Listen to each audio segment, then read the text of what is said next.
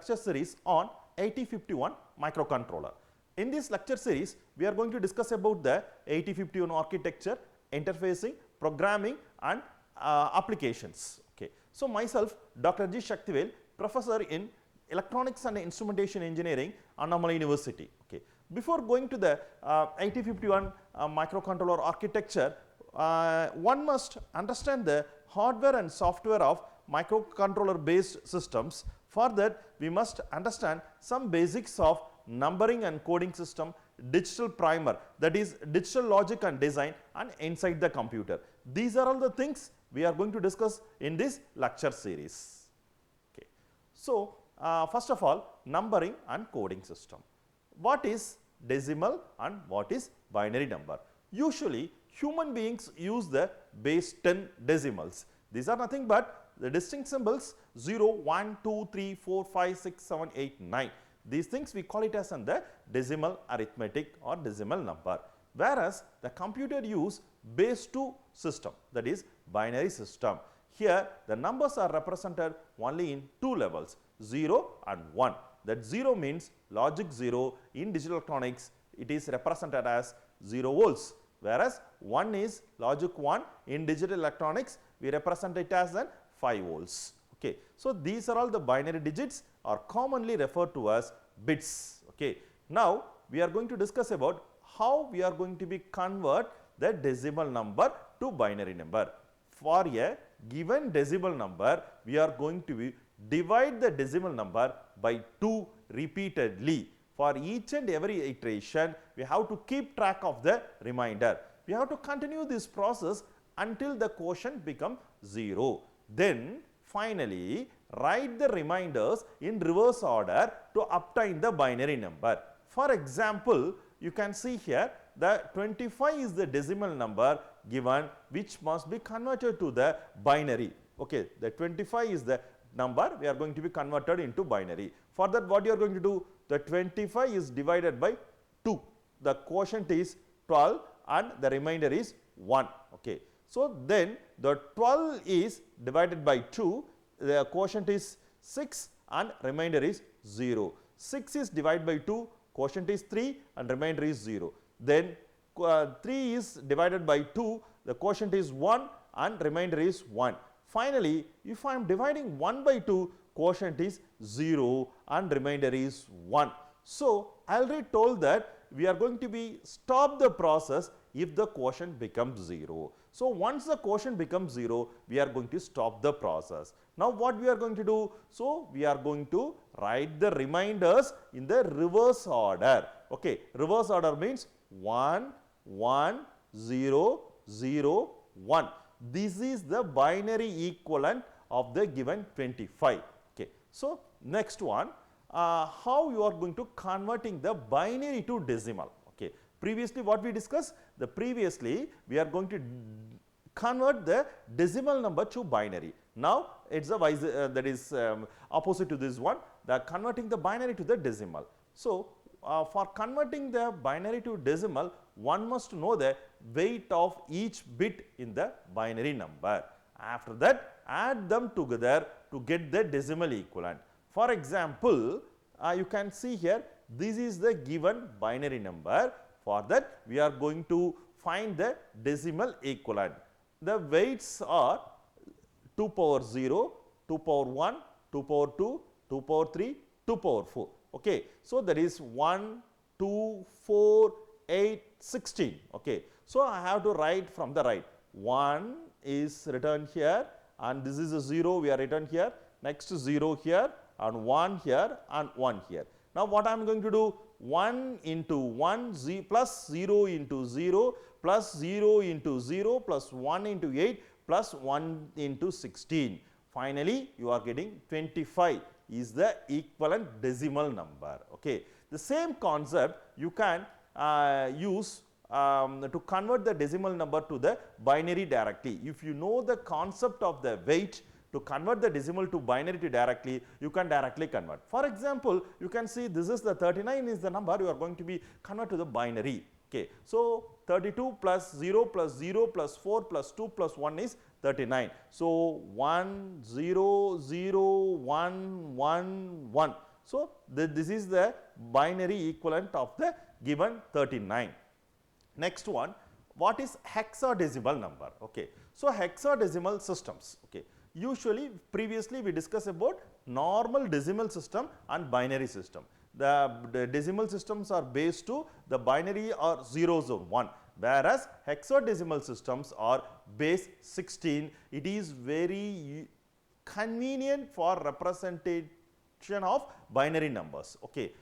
Comparing to the decimal number, it is very much easier to represent in the hexadecimal number. For example, you can refer this table. These are all the decimal numbers. 0 to 15 is the decimal number. These are all the binary equivalent for this decimal number. So, here the final last column is the hexadecimal equivalent.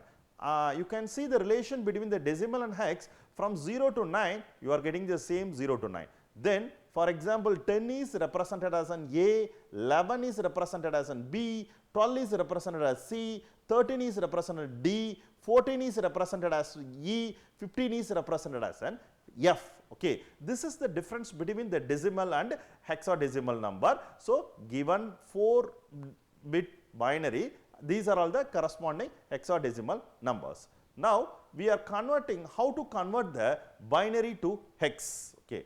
So, to represent the binary number as its equivalent hexadecimal number, start from the right, start from the given binary number, start from the right, you are grouping as 4 bits at a time. 4, 4, 4, you are going to be group it as an 4. Then replacing each 4-bit binary with its hexadecimal equivalent. Okay. For example, if it is 001 means the equivalent hexadecimal is 1. For example, the 4-bit is 111, equivalent hex is F. So, likewise you are going to be convert. For example, you can see here, this is the example.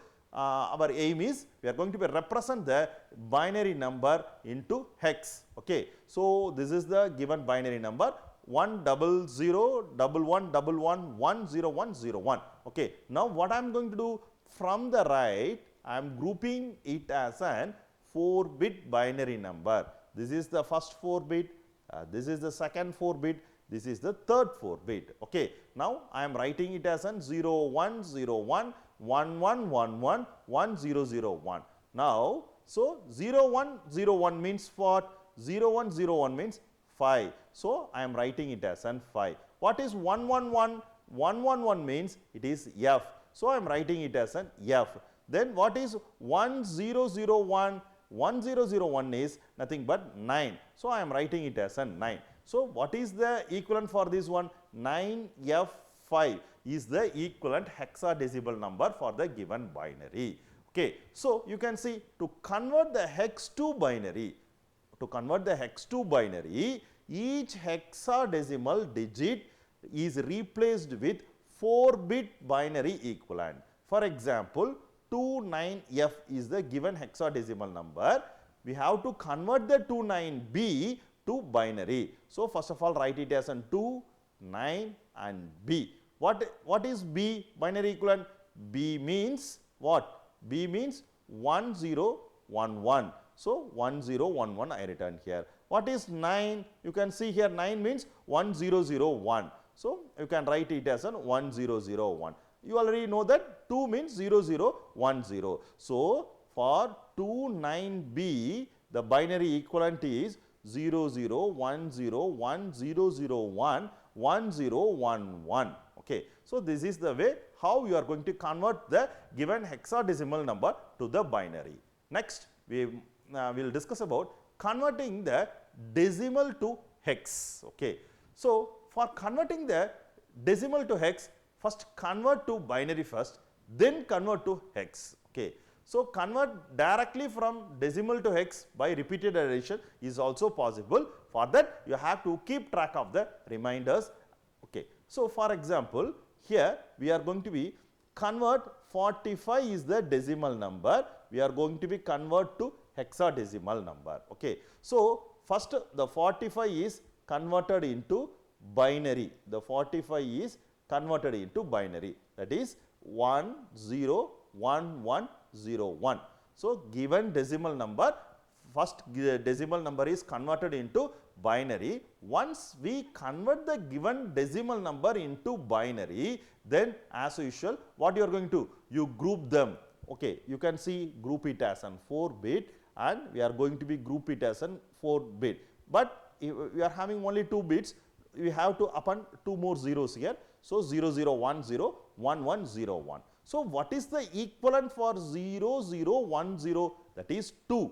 What is equivalent for 1101? That is 2D.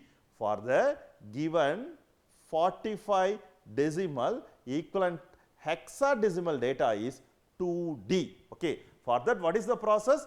The 45 is the decimal number. First of all, we convert it into binary by using the weightages. After the, once we convert it into binary, we have to group it as on the 4 bits. Okay. Then for the every 4 bits, you have to write the corresponding hexadecimal numbers. You can see here one more thing. It is a second example. The 629 is the given decimal number. We are going to convert it into hexadecimal number. So as usual, what I am going to do? For convert it into binary. Okay, this is the binary equivalent of 629. After that, I am going to be groups this one, then group this one, and group this one. 2 more bits are missing. So I am appending the 0 before that. So what is the 0101? For that we have the 5, 0111. This is 7. 0010 is 2. So the equivalent is 275 is the hexadecimal equivalent for the given 629 decimal number. Okay. Next, converting from hexadecimal number to decimal. To convert the hexadecimal number to decimal, first of all, we are going to be convert the hex into binary, then to decimal. Okay. So you can see the example here, 6B2 is the given hexadecimal number.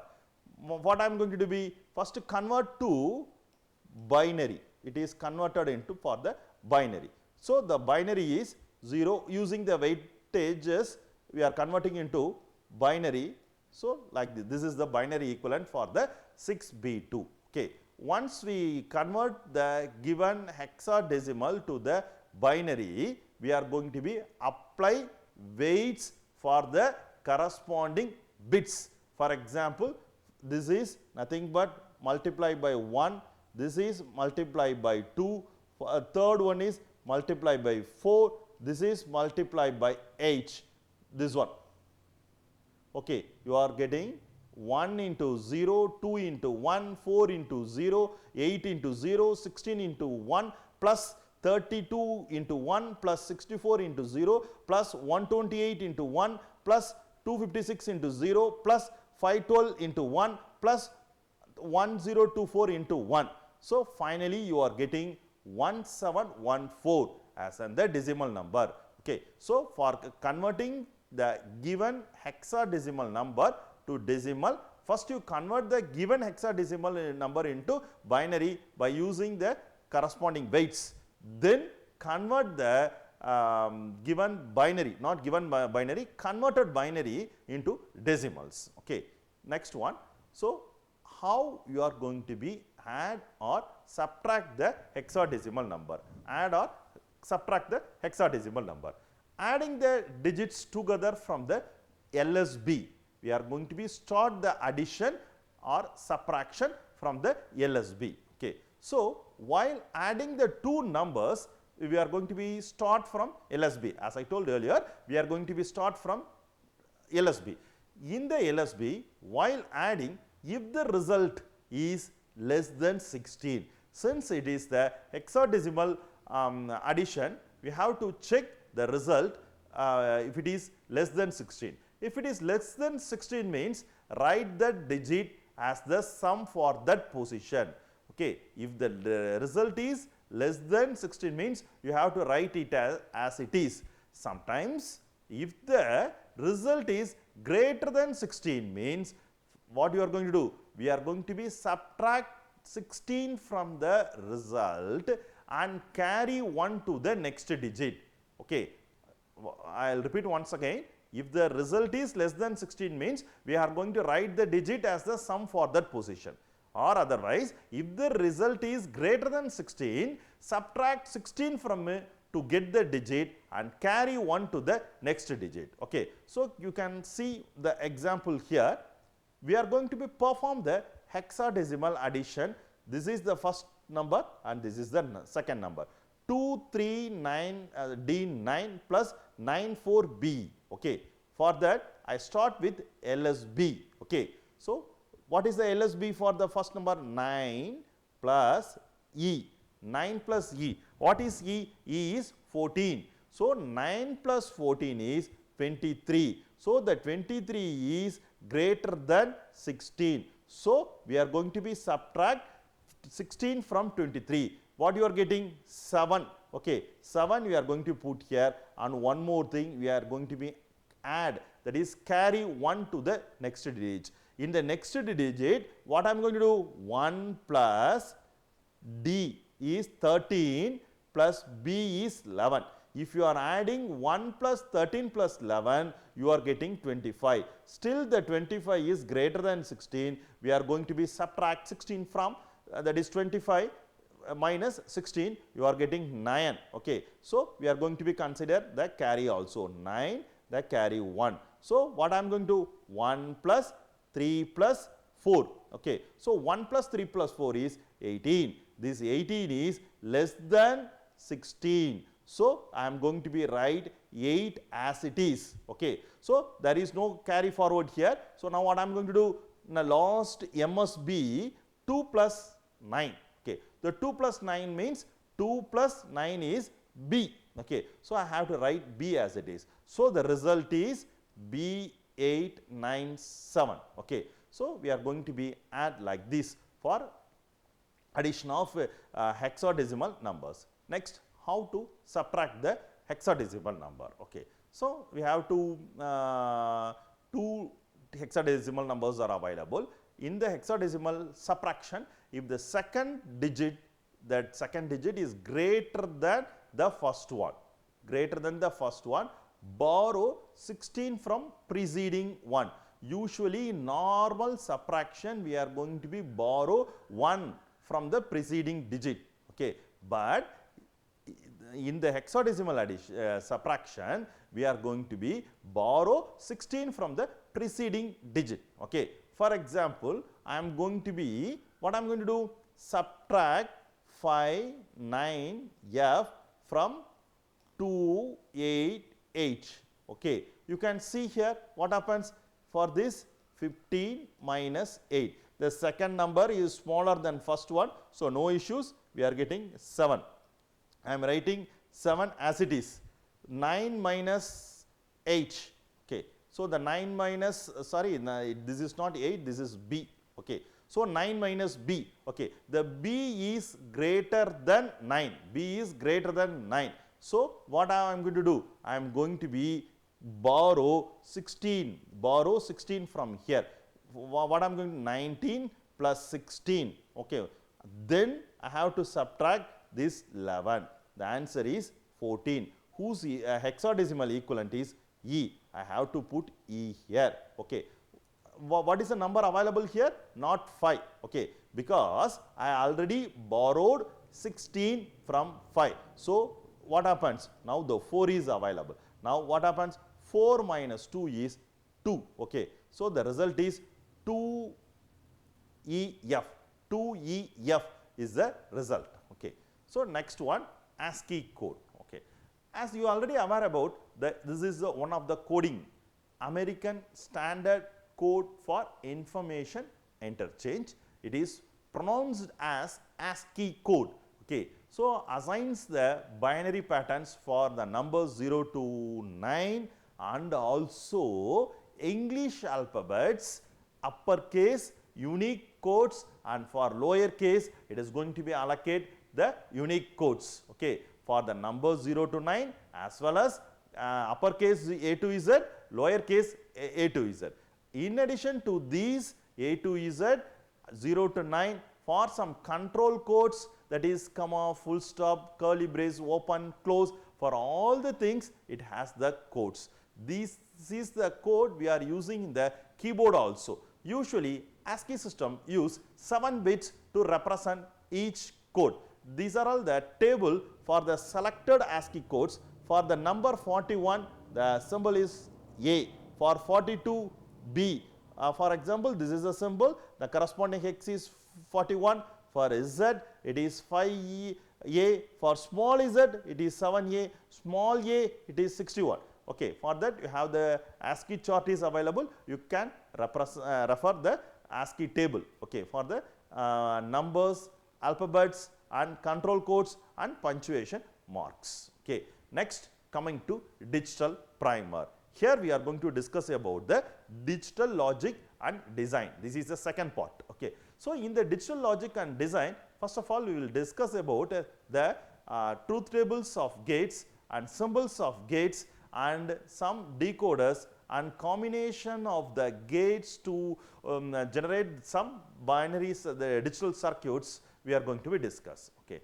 As I told you earlier, 2 voltage levels can be represented as an 2 digits, zeros and ones. Signals in the digital electronics have 2 distinct voltage levels within built-in tolerances for variation in the voltages. For example, the tolerance in sense, usually the logic 0 1 means 5 volts. This tolerance starts from 3 to 5 volts. Whatever it may be the value, it comes from 3 to 5 volts, it is taken as in the logic 1. Likewise, for logic 0, it starts from 0 to 0.9 volts. So, this is the tolerance limit. From 0 volts to 0.9 volts, it is considered as in the logic 0. From 3 volts to 5 volts, it is considered as in the logic 1. Okay. Next one, logic gates. Okay. You can see here the gate, AND gate, OR gate. Okay. So, the expression is the X is the output, A is the one input and B is the another input. So, it is the 2 input AND gate. This is the logic symbol for the AND gate. You can see the truth table, the first input and this is the second input, this is the output. This is the 2 input AND gate. Okay. So, if it is the 2 input AND gate means what are all the combination of the inputs you are having? 2 power 2, that is 4 combinations, 0 0, 0 1, 1 0 and 1 1. Sometimes if it is the 3 input AND gate means 2 power 3 is 8. Okay, 8 different combinations. It is nothing but that is 0 0 0 2 1 1. You are having 8 combinations. Okay, you can see here if you are giving 0 0 to the input of the AND gate, you are getting 0. 0 1 also 0. 0 1 0 0.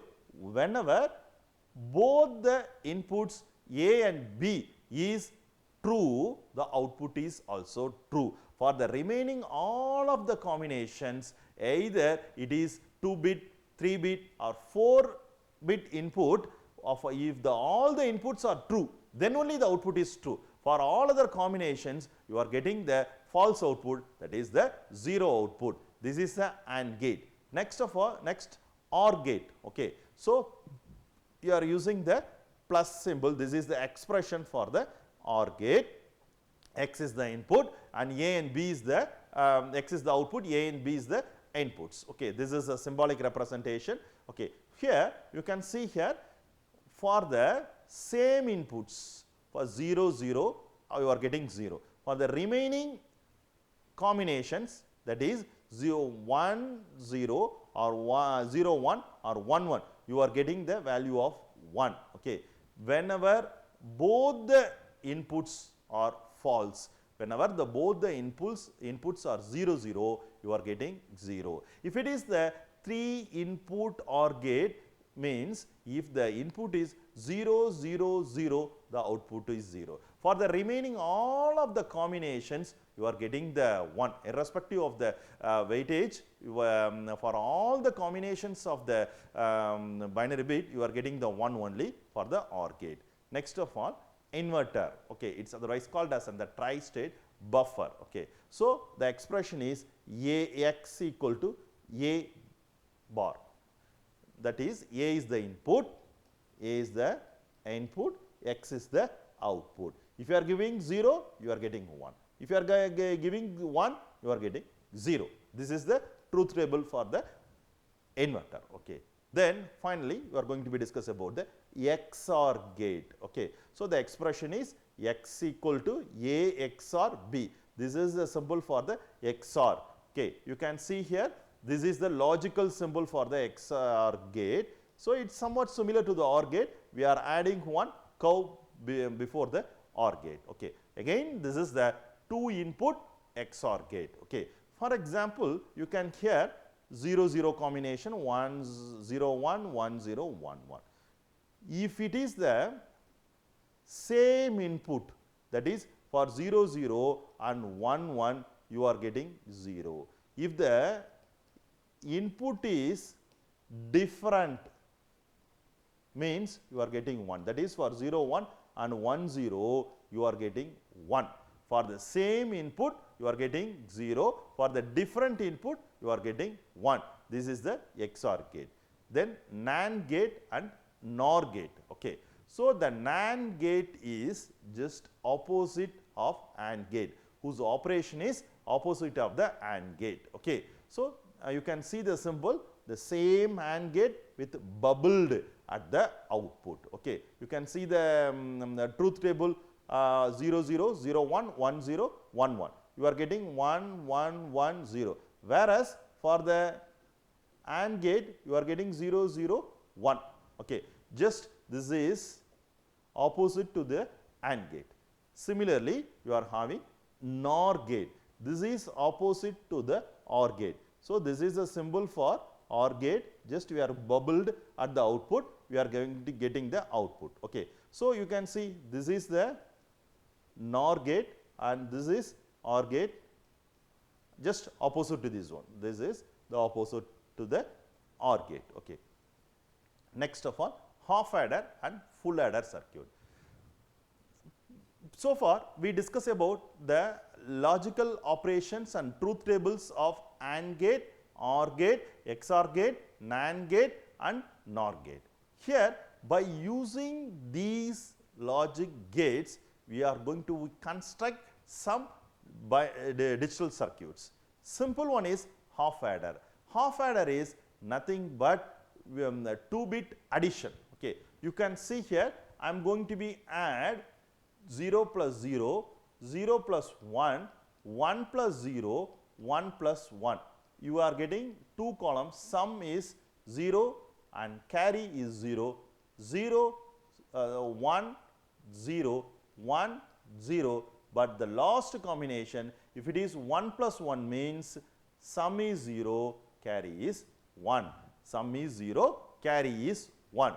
You can see from the this table, what you infer for the sum, what type of circuit, that is gate you suggest. This is nothing but XOR gate. If you want to get the sum for the 2 inputs, you can give the input to the XOR gate. Okay. So, in the XOR gate, as I told you earlier, if it is the same input means 0, if it is the different input means you are getting 1.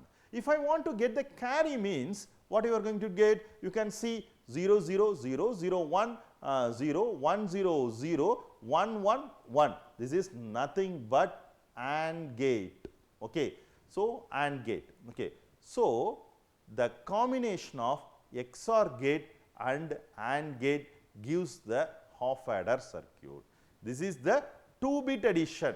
This is 2-bit addition we are going to do. This is the circuit by using the XOR gate and AND gate. The same thing this is by using AND gate and OR gate. This is by using XOR and AND gate. Okay. These are all the 2 combination of the circuits. Either you can use the case 1 or case 2, depends upon the availability of the gates. Next one is the full adder circuit. Again, by using the gates, we are going to be construct the full adder circuit. It's nothing but, full adder is nothing but 3-bit addition. 3-bit addition, that is, it starts from 0 0 0, 001 up to 111 we are adding. If you are adding 111 means the sum is 1 and carry is also 1. For the remaining things you are getting the sum and carry depends upon the input. Then this is the circuit for the full adder. Next we pass on to the 4-bit adder. So this is the 4-bit adder. Here what I done, I am combining the 4 half adder circuits. I am combining the 4 half adder circuits. Okay, this is one half adder and this is one half adder, this is another one and this is another one. 3, 2, that is 4, 3, 2, 1. 4 half adders we are adding. Okay. For example, if I want to add 1001 plus 011, I am going to be add. These 4 bits I am going to be add. Okay. So what I am going to do, this 1 and 1 is given here and 011 is given here, 011 this is given here and 10 is given here. While adding 11, if you are getting carry means it is forward to here. Likewise, it is going to be get. Okay. So the for the first half adder, the output for this is the output, the carry is forward to the third one and this is the output. If you are having the carry means it is forward to the 4th bit. In the 4th bit, if you are having the carry means you are having the separate carry back. So this is the answer for the 4-bit addition. Okay. Next one, decoders. Some logic design using the gates. Okay. Usually the decoders, we are having 4-bit decoders, 8-bit decoders, 16-bit decoders are having. Decoders are widely used for address decoding in computer design. Okay. So this is the gate, this is nothing but 4-bit AND gate, 4-bit AND gate. Okay. This is nothing but inverter. Okay. So what happens now when the output is 1?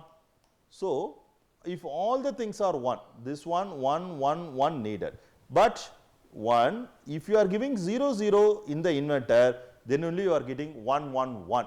Okay. So usually this is given to chip select of RAM or ROM chip. If you are giving this combination, which combination? 1 0 0 1 means you are getting the output 1. Okay. So it is given to chip select of the RAM or ROM chip. Okay. Sometimes if the chip select is active low signal, if the chip select is active low signal, you can use the NAND gate here. You can use the NAND gate here. If you want to change the address, if you want to change the address means you can change the position of the inverter.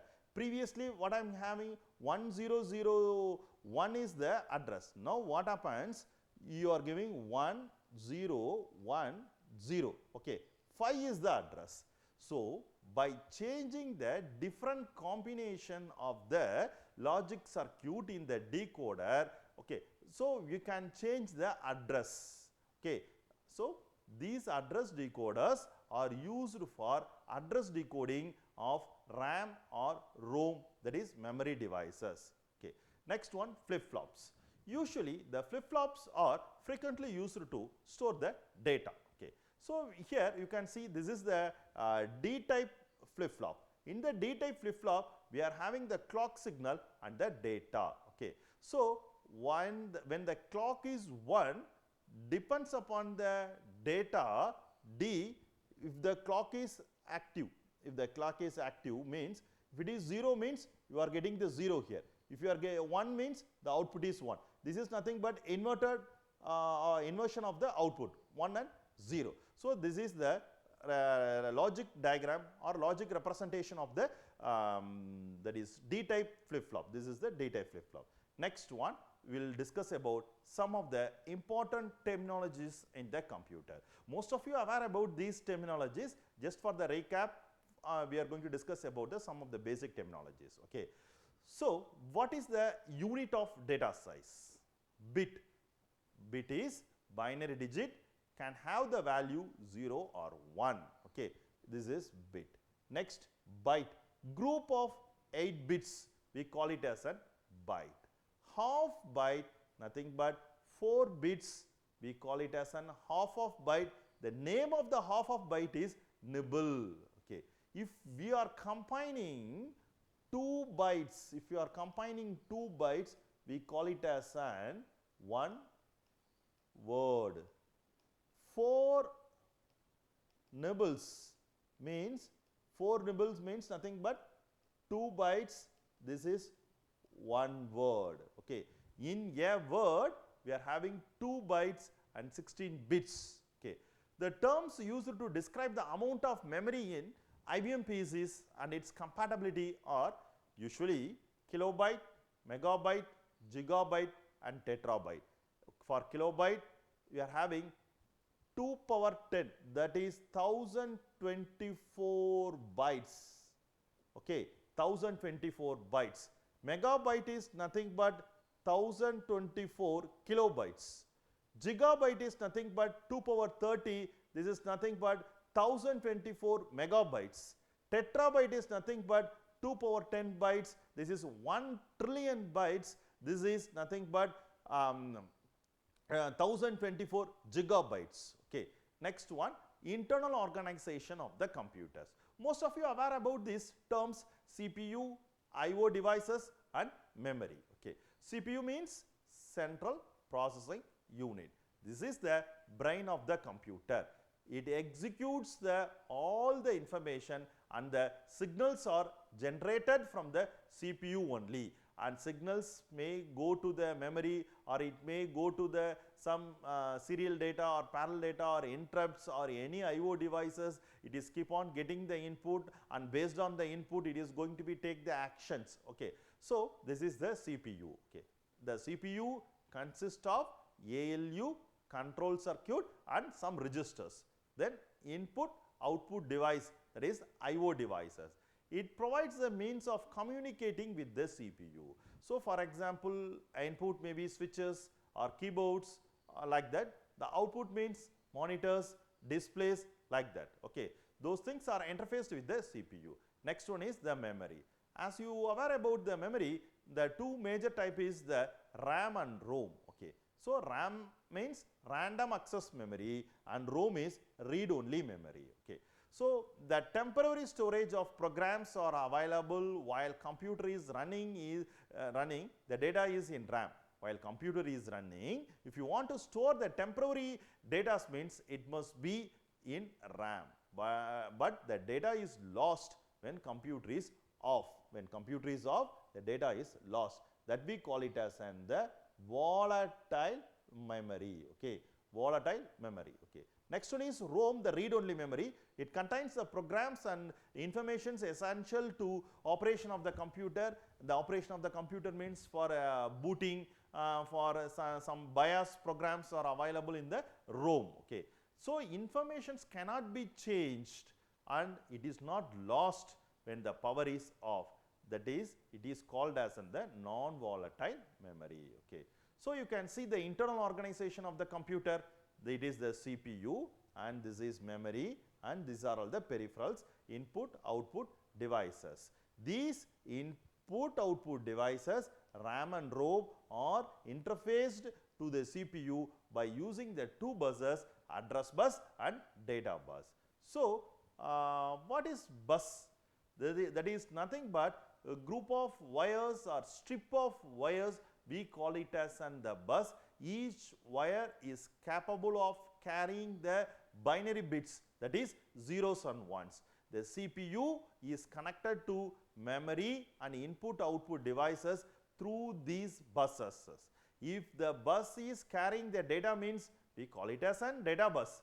If the bus is carrying address, that bus is called it as the address bus. Sometimes if the lines is carrying the signals to read the data from RAM means the read signal, write signal, some interrupts. So, these are we call it as the control signals. You can see now this is one of the microcontroller or microprocessor based system. The combination of memory with CPU and input output devices, we call it as a system. Now I am introducing the new terminology called the system. So you can see here, this is CPU, RAM, ROM, output device printer, the storage device disk, and output device monitor, and input device keyboard. These are interfaced with the CPU by using address bus, data bus, control signals, control lines. I am not using the terminology, the bus is the not correct terminology for using the it in control bus. We can tell it as an control lines only. Okay. Next, you can see here address bus, data bus, and control bus.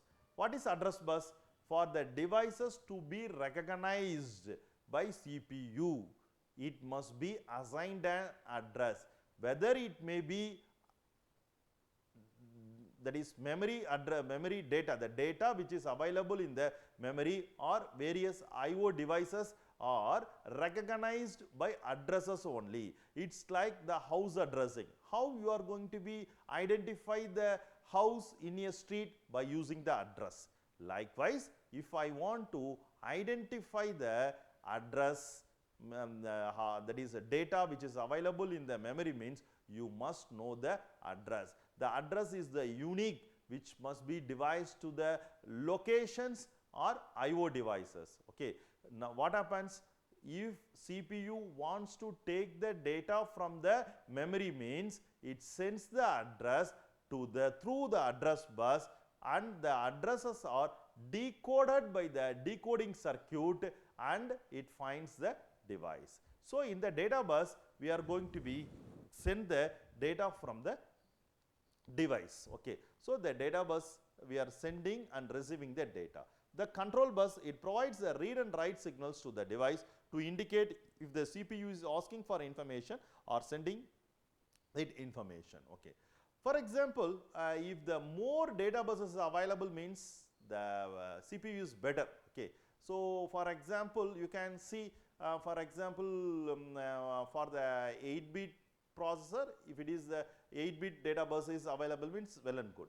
Sometimes for the 16-bit processor, it must be a 16-bit data bus. If it is the 8-bit data means what happens? The systems becomes the slow. The more data buses mean more expensive CPU. Okay. So average sizes of data bus is multiple of 8. Either it may be 8-bit or 16-bit or 32-bit or 64-bit data bus. Usually data buses are bidirectional in nature, because the data may be coming from CPU to peripheral devices, or the data may come from peripheral devices or memory to CPU. That is why the data bus is bidirectional. The processing power of the computer is related to the size of its buses. Next one, address buses. Usually the large number of devices that can be addressed. If the address lines is more, means you can locate the large number of address. For example, you are having 4 address lines, means 2 power 4, you can address up to 16 addresses only. You can generate only 16 addresses only. Okay. So the number of locations in memory or IO devices depends upon the address lines. Okay. So the 2 power x, where x is the number of address lines. Okay. So there is no relation between the data buses size and address bus size.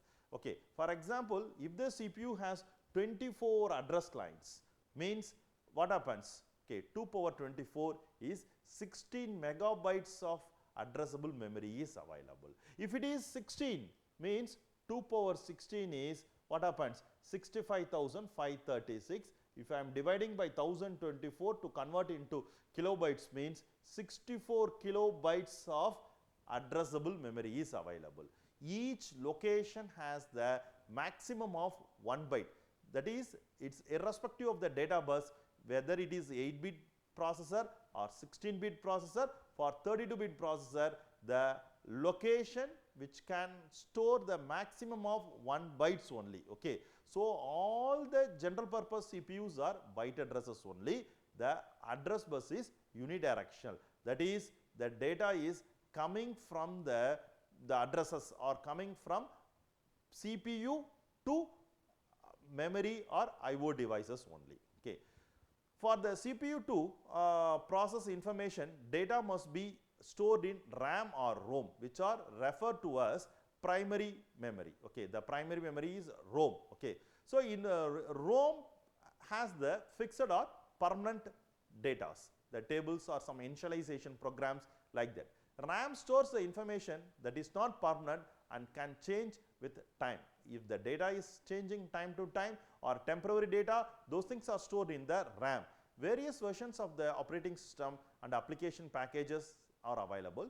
CPU gets the information to be processed first in RAM or ROM. If it is not there, then seeks it from a mass storage device called secondary memory and transfers those information to the RAM, then it executes.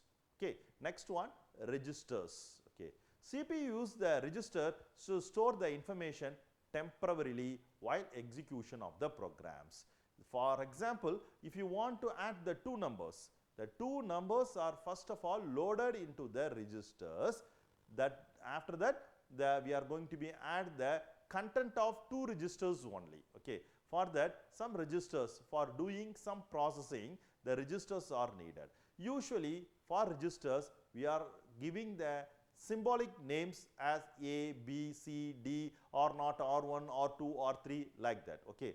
So, the address of the value to be fetched from the memory is also available in the registers. The register may contain data or it may contain addresses also. In general, bigger number of register means better for the CPU, but if you are increasing the number of bits means the cost of the CPU is also increasing. So, we are limiting the registers to 8, 10 or 12 like that.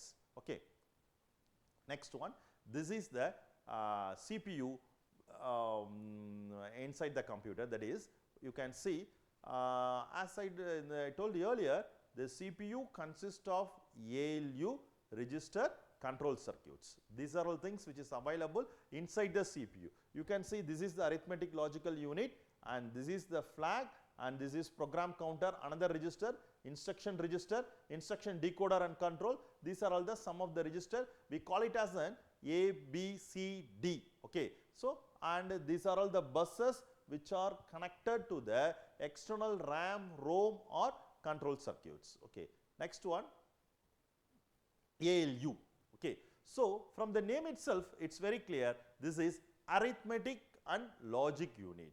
Usually, it performs the arithmetic functions such as addition, subtraction, even multiplication and divisions, and logic functions such as add or not. These are all the logic functions you can use, but if you want to do the NAND, NOR, XOR means you can using these and or not. By using this one, you can perform those functions. Next, very important 16-bit register is program counter, PC. That is, program counter means it is a 16-bit register. It is points the address of the next instruction to be executed. For example, what happens? The instructions and data are stored in the locations. That location is stored in the program counter. The processor is following the program counter only. The program counter, the addresses are available. So, the address, data or instruction is available. Once the data is fetched from the program counter, the program counter is automatically incremented to point the address of the next instruction to be executed. Okay. Next one is instruction decoder. Instruction decoder means it interrupts the instruction fetched into the CPU. Now, by using the program counter, we are fetching the instruction from the memory. After that, it can understand what type of instruction is, whether it is a data transfer instruction or arithmetic instructions or logical instructions, whatever machine control instruction, whatever it may be. the CPU is capable of understanding more instruction requires more transistor to design. That means, if we are increasing the number of instructions, for example, if you take the 8085 means we are having the maximum of 74 instructions only. If we are keep on increasing the number of instructions, the more number of transistors are needed, the complexity of the circuit for designing the processor is also, it becomes complex. Your instruction decoder is nothing but like the dictionaries. For example, if you want to understand some new word, means what you are going to? We are going to be refer the dictionary and we can understand what is the meaning of the word. Okay. Likewise, new command is coming to the processor. Now what happens? That processor is decoded by the instruction decoder, like dictionary, it is sends to the CPU and it is decodes and it is going to be executes. Okay. Now we will discuss about internal working of the computer. Okay. What happens now? The CPU has the registers A, B, C, D. A, B, let us assume that we are having the 4 registers A, B, C, D. It has 8-bit data bus and 16-bit address bus. Now CPU can access the addresses from 0000 to F. Okay. These are all the addresses. Okay. Let us assume that code for CPU for move the value from A to register A is B0. Okay. So code means that is opcode, instruction for CPU to move a value to register A. If you want to move a value to register A means the opcode, operational code is B0. Likewise, the code for adding a value to register A is 04.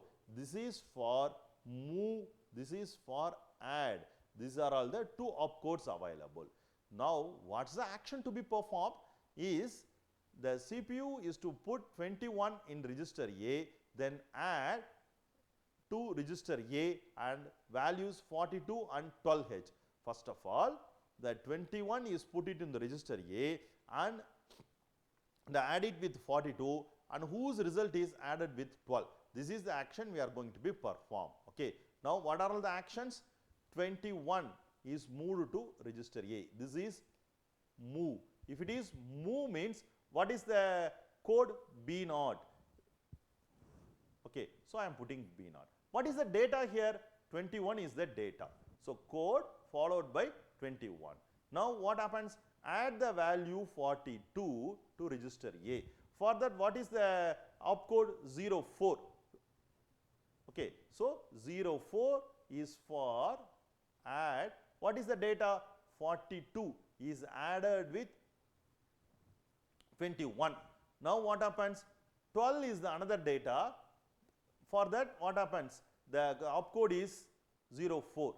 The 21 plus 42 is available in register A. Now this is added with 12. Okay. So I am putting the 12.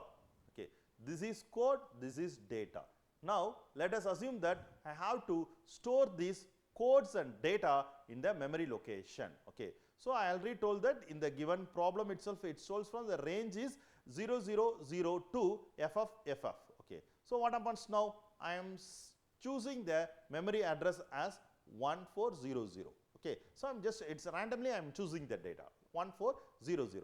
Now I am storing the code and data parallelly in the consecutive memory locations. That is, first of all in the starting address B0 and 21, then 04, 42, again 04 and 12. Okay. So I forgot to tell one thing.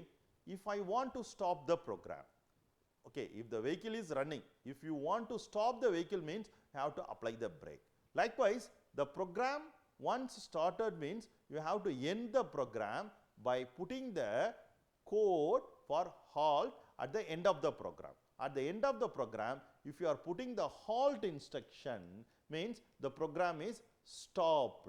The code for halt is F4. So, at the end I am putting the F4. Okay. So, now this is the program. Okay. Opcodes are loaded in the memory location. If I want to execute the program means the starting address is 1400. So, if you are giving 1400 and I execute the program means at 1406 the program is stopped. Why it is stopped? Once it sees the halt instruction, it stops. Okay.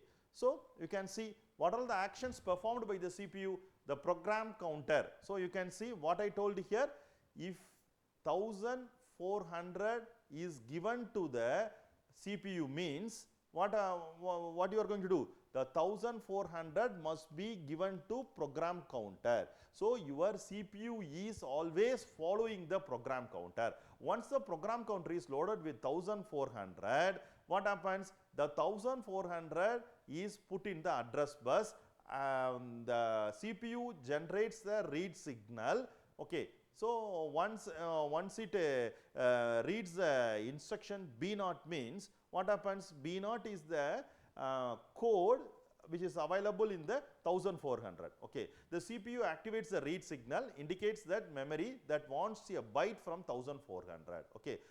Once the write signal goes to the 1400th location, the data or code B0 is put in the data bus and brought to the CPU. Now, the CPU decodes the instruction B0 like seeing the new word in the dictionary. B0 is the code for moving the data. Now, it understands that this is the one of the data transfer instruction and it needs the data. The data is available in the second location 1401. So, it sends the one more read signal to the 1401. It brings the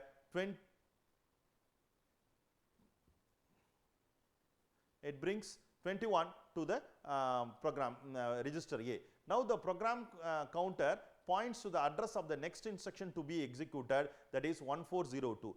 The 1402 is sent to the address bus to fetch the next instruction. From the location 1402, it fetches the code 04. After decoding the opcode 04, CPU knows that it must be added to the content of register A. Then a byte to be added is sitting in 1403. After the CPU brings the data 42 from the 1403, it stores the content in result in register A. Okay. Then it takes the value from 1403 and 1404. Okay. So, the code is likewise it is going to be adding until it sees the halt instruction. Halt instruction tells the CPU to stop incrementing the program counter and asking for the next instruction. Okay. So, you can see here what happens now. This is the thing which is available. Now, the program counter is loaded with 1400. The 1400 is put in the address bus. So, parallelly it sends the read signal. The B0 is put in the data bus. Once B0 is put in the data bus means B0 is given to the instruction decoder. It decodes the instruction. It needs one data 21, any data. It must be moved to the register. So, the program counter is incremented by 1. The second value 21 is taken to the CPU to store it in the register A.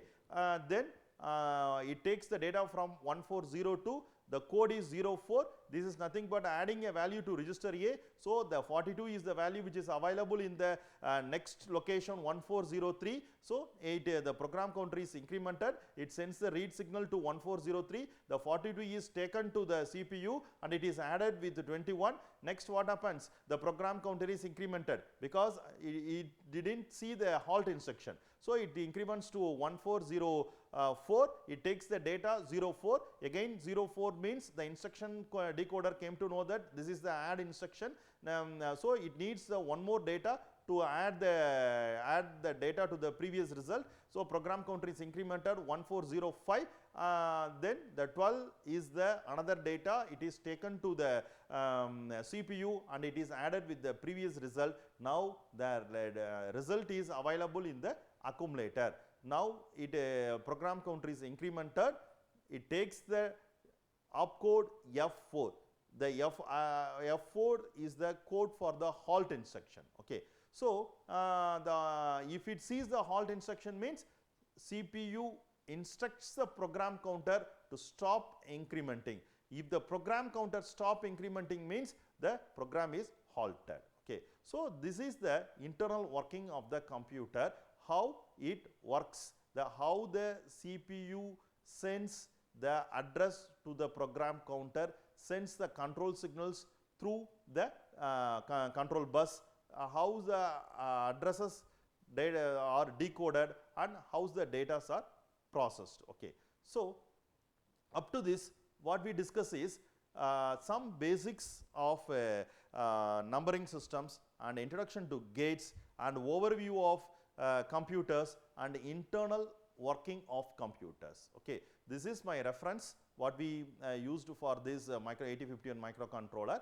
Next video lecture we are going to be discuss about the architecture and basics of microcontroller and some differences between microprocessor and microcontroller. The microcontroller is the one of the popular product for designing the embedded system. Okay. So, in the next video lecture we are going to discuss about what is microcontroller, architecture of microcontroller, basic difference between the microprocessor and microcontroller. These things we are going to discuss in the next video lecture. Okay. Thank you.